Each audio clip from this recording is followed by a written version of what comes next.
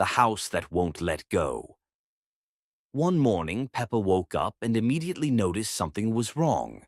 The room was darker than usual, and instead of the bright sunlight outside, she saw a gray, murky fog.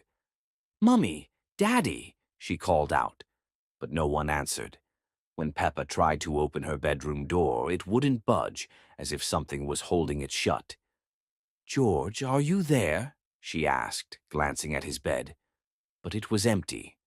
Peppa finally forced the door open with all her strength and stepped into the hallway. The walls looked strange, gray and uneven, as though something alive was crawling beneath the surface.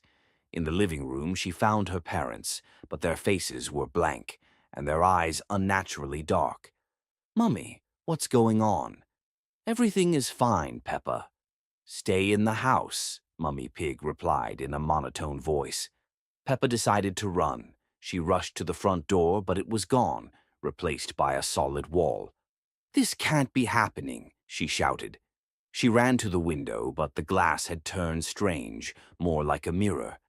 In her reflection, she didn't see herself, but a shadow with enormous eyes, slowly moving closer. "Where are you trying to go, Peppa?" A whisper came from the window.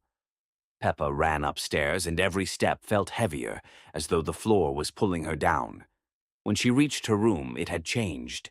The bed was gone, the walls were black, and her toys were scattered as if someone had violently thrown them around. On the wall, she noticed a message that hadn't been there before.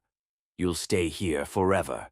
She ran back downstairs, but the hallways had become endless, twisting and stretching.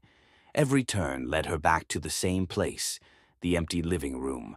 Her parents were there, but now their bodies were distorted, and their smiles were unnaturally wide.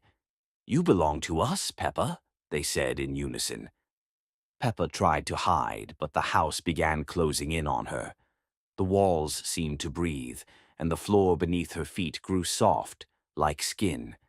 Shadows rose up from the ground, reaching for her, trying to pull her in. "Let me go," Peppa screamed, but the house only laughed. The episode ends with Peppa sitting in the corner of her room, surrounded by darkness. Her reflection in the window no longer mirrored her movements. It just stared at her with a sinister grin.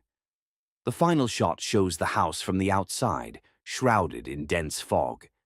A faint whisper echoes in the background. "You'll never leave."